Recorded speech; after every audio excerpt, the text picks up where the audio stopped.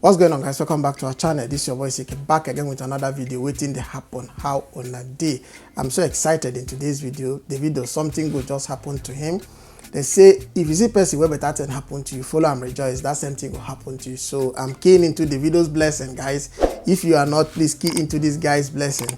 So we have many other things to discuss in this video. Southeastern state governors begging IPOB and Southeast youths. You know, these are the things that we're going to discuss in this video. We'll talk about Malami and some other things, you know, that is going on in our country. So if this is the first time you're coming across our channel, please don't forget to like this video, subscribe to the channel, share our videos with your friends and family. So let's get into today's video.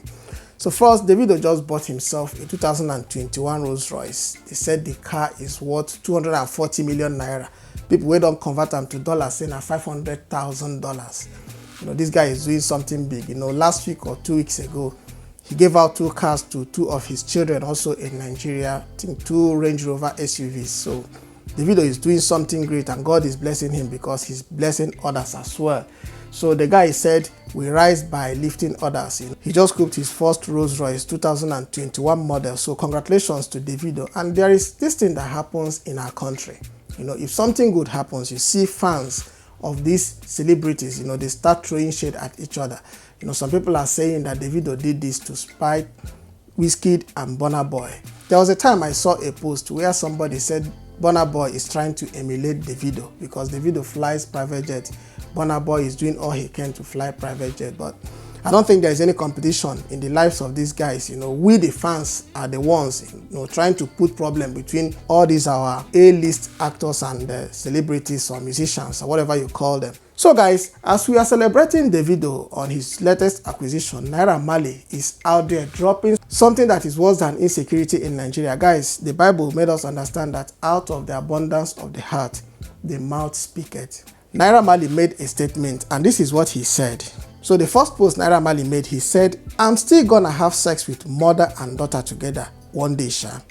The mom should be younger than 40 and the daughter should be 18 or over. This is what Naira Marley said. You know, guys, people are thinking of how to make it in life. People are thinking of writing good music. People are thinking of how to grow their fan base. Others are thinking of how to study or become the next president of Nigeria. Naira Marley is thinking about sleeping with a mother and a daughter. After much bashing from Nigerians, Naira Marley made other tweets and said, maybe my thoughts are wild. They tell you to be yourself, but when you be yourself, they are quick to judge you. I have the right to threesome, as long as it's consensual and legal. Naira Marley, now you I want to address this night, eh? You don't make me sleep well. You're just very stupid. See, make I tell you something today, eh? All of us now in the smoky bowl, but it won't make person crazy, they make person head correct. If your own they make you do anyhow, yarn or patter, bokwe. Let's say they call bokwe, shut the fick up. Hear thing I tell you, that statement na cruise you won't catch. You don't get common sense. I used to like you a lot, man. I regretted the day I hugged you in the plane and I said, hey, president of whatever, because I like you. Man, you monkey, you fick up. I don't want to use the F word fully. See, make I come out these glasses safe. Come, all of us all of us get street credibility. When they worry you, they crazy. You they mad. You they mad. For the nonsense where you they open your mouth, they yarn or patter, like picking will not get home training. Come on, stop the fick off. You know they see the likes of Don Jazzy and all that. Naira Marley is some people's role model in our country and outside Nigeria. Naira Marley is the president of the Malians, you know, his group. People love his music. Naira Marley is someone's dad, you know, na person Papa Naira Marley be, and na person boyfriend as well. So he has a daughter. How will Naira Marley feel if someone is conceiving that thought of sleeping with the mother of his daughter and his daughter at the same time? You know, we've been talking about insecurity in Nigeria. Attacks everywhere, in the north, in the south, in southeast, all the regions of Nigeria, lots of insecurity. In the southeast, they are saying IPOB, unknown gunmen, unknown men, you know, a lot of things that we are saying. So the southeastern governors have begged IPOB, indigenous people of Biafra, they are begging them to sheath their sword. According to Dave Omah, he said they are sorry, that they know the problem that the southeastern youths are facing. You know, he mentioned marginalization and also said that they are free to express their anger and their grievances, but at the same time, they are begging them to sheath their sword so that they can express their annoyance, express their anger, but put their demand in writing. They said, put it in printing form so that the Eastern youths can give them 6 months to address all the issues that they raised, you know, to meet their demands. Something else I want us to look at is oil that Nigeria has prided herself with. You know, any government that comes in Nigeria focuses on oil, abandoning other things. I saw this publication where somebody said that bee farming can generate up to 10 billion annually for Nigeria. So the Oga of Shell released a statement. He said Nigeria oil is no longer good for their business, which means they're about to pull out of Nigeria. And if oil don't dry up in Nigeria, what will be the fate of Nigeria, and where are we going to get the money to pay back all the loans this particular administration that we are facing now has borrowed in the name of Nigeria since they came into power? Tell me what you think in the comment section. The Attorney General of the Federation and Minister of Justice, Mr. Malami, said that banning of open grazing in the southern part of Nigeria does not hold water. He compared it with spare parts dealers in the north. He said, what if the northern governors decide to ban spare parts selling in the north? What will happen? Constitutional structures to operate optimally. So when the southern governors are asking for restructuring, you're throwing back to them that they need to go and restructure their state. Is that what you're saying? Truly, because they cannot deny, for example, the local government to operate optimally.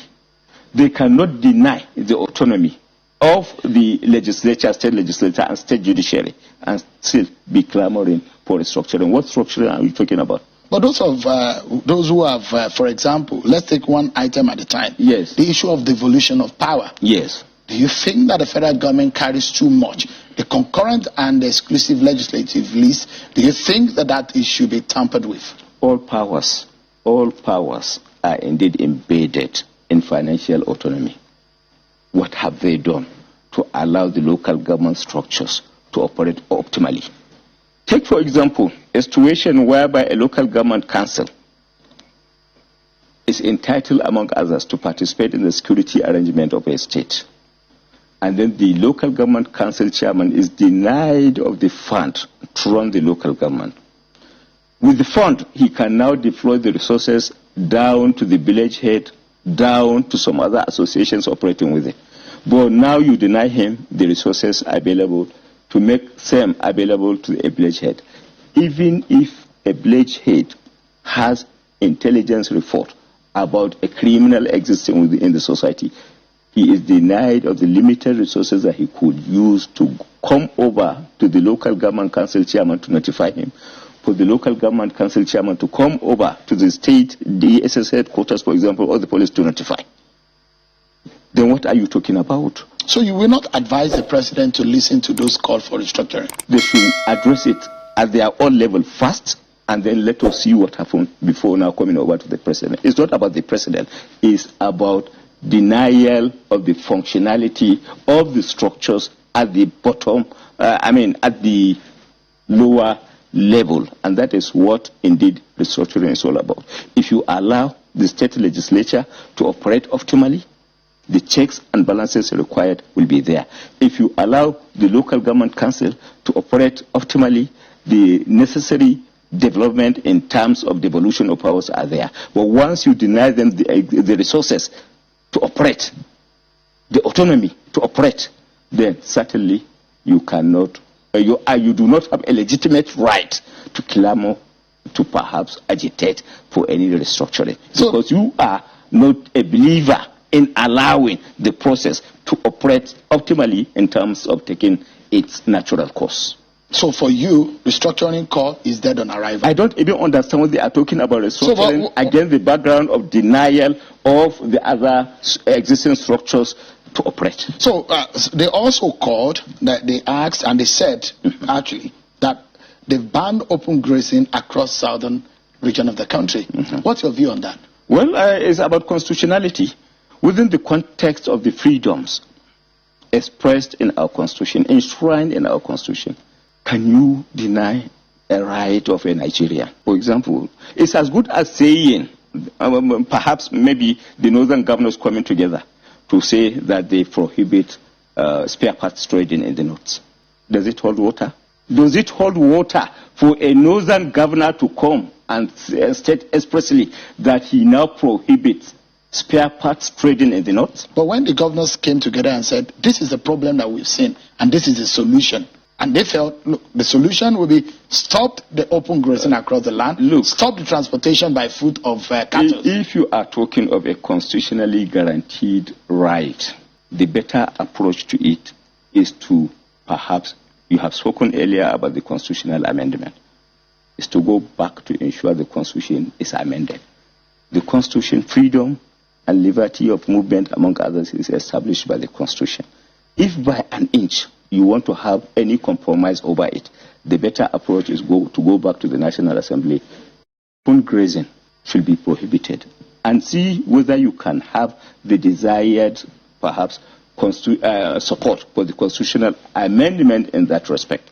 But it is indeed a dangerous position for any governor in Nigeria to think that he can bring about any compromise on the freedom and liberty of individuals to move around. So if somebody like that, a seasoned politician, someone at that level of governance, can come out and make this kind of statement, what do you guys think about those that are below him? So if this is the first time you're coming across our channel, please leave a comment in the comment section, like this video, subscribe to the channel, and share our videos with your friends and families. I will see you guys in the next video. Peace.